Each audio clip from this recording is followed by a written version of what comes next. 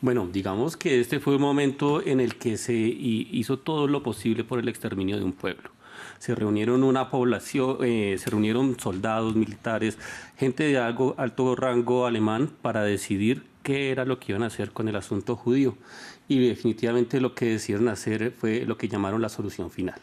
Y para ello hicieron una maquinaria de muerte. Eso es lo que más triste puede hacer el ser humano con otro ser humano, el exterminio total. Y precisamente allí en Auschwitz II, Birkenau, fue donde ocurrió la mayor matanza de judíos con 1.1 millón de estas personas, de este grupo, pero también de otros. No solamente judíos, también hubo romaníes, también hubo homosexuales, personas con alguna discapacidad e incluso comunistas. Digamos que todos los enemigos o potenciales enemigos de la sociedad nazi, de este gobierno, fueron llevados allí precisamente para su exterminio y una solución final. Porque es importante, Felipe, o sigue siendo importante conmemorar la liberación del campo de Auschwitz. Digamos que es cuando sale a la luz este fenómeno. Digamos que el Ejército Rojo iba avanzando desde Oriente hacia Occidente, iba liberando algunas poblaciones del dominio nazi y los campos de exterminio que estaban en esta parte eran abandonados, eran incendiados. No había el registro aún de estas realidades. Sin embargo, el 27 de enero de 1945, cuando el Ejército Rojo llega a Auschwitz, se dan cuenta de las atrocidades. Incluso hay una frase que es muy diciente, que dicen: estos esqueletos están vivos, dice un soldado del Ejército Rojo. Ahí está la magnitud de lo que está sucediendo, de lo que podemos ver. Y por eso mismo es importante recordarlo, porque es nosotros como humanidad a qué punto podemos llegar incluso a hacer atrocidades de este tipo. Claro. Felipe, ya son 80 años de la liberación de este campo.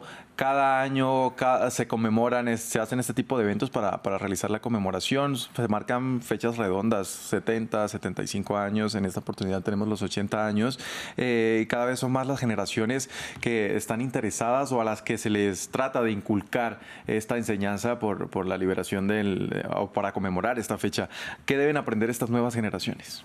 Lo que deben aprender es que es el respeto principalmente, el respeto por el otro y a no deshumanizar a ningún ser humano.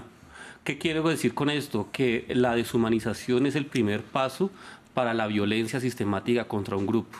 Si hay una deshumanización, se avanza en pro de la aniquilación, sino más bien reconocernos todos como humanos, reconocernos todos como iguales, todos depositarios de derechos humanos y en pro de vivir en este mundo común que todos estamos compartiendo. Bien, mencionabas cuando iniciamos, mencionabas varios factores o varias palabras claves que era la solución final. ¿Qué factores históricos llevaron a que se llevara a cabo esta solución final allí en estos campos de concentración? Digamos que el antisemitismo europeo hasta inicios del siglo XX era algo sistemático. Los judíos, el pueblo judío en general era visto como una población paria en muchas partes del continente europeo. Por eso iban muchos a Europa, a América, perdón, donde eran tratados de forma distinta. Entonces digamos que esta solución final era una solución a un pueblo que había sido depositario del odio de los europeos por muchos siglos, y que precisamente luego de la Primera Guerra Mundial Alemania necesitaba un chivo expiatorio. Y el Partido Nacional Socialista necesitaba alguien a quien culpar de todas estas atrocidades que estaba ocurriendo en su país. Entonces, ¿por qué eran pobres los alemanes? Porque los judíos tenían su dinero. ¿Por qué nos está yendo mal en diferentes ramos de la industria, de la sociedad? Porque los judíos están allí. Entonces, digamos que al ver esa posibilidad de tener ese chivo expiatorio, apoyado en un odio sistematizado hacia los judíos, el antisemitismo era una realidad y en muchos casos sigue siendo una realidad, tristemente. Sin duda alguna facilitó que ese exterminio se diera de la forma en que lo hizo, prácticamente porque partió, como lo venía diciendo antes, de la deshumanización de este pueblo. Deshumanizaron al pueblo judío, incluso diciendo que eran los cerdos, así era como los trataban.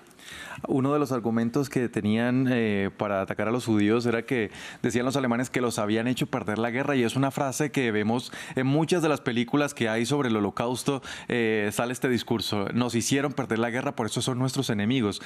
¿De dónde sacan este argumento? Digamos que este es parte de la imaginación colectiva que necesitó generarse allí. Digamos que el principal argumento que tienen allí es: nosotros no podemos perder la guerra porque somos el pueblo elegido. Nosotros no pudimos haber perdido esta guerra, decían los alemanes, porque militarmente teníamos mucho más poder, porque industrialmente teníamos muchos más avances que toda Europa, incluso que todo el mundo. Que si vemos, Alemania estuvo haciendo frente a una guerra por 4 años solo. Y entonces decía, es que es ilógico haber perdido esta guerra.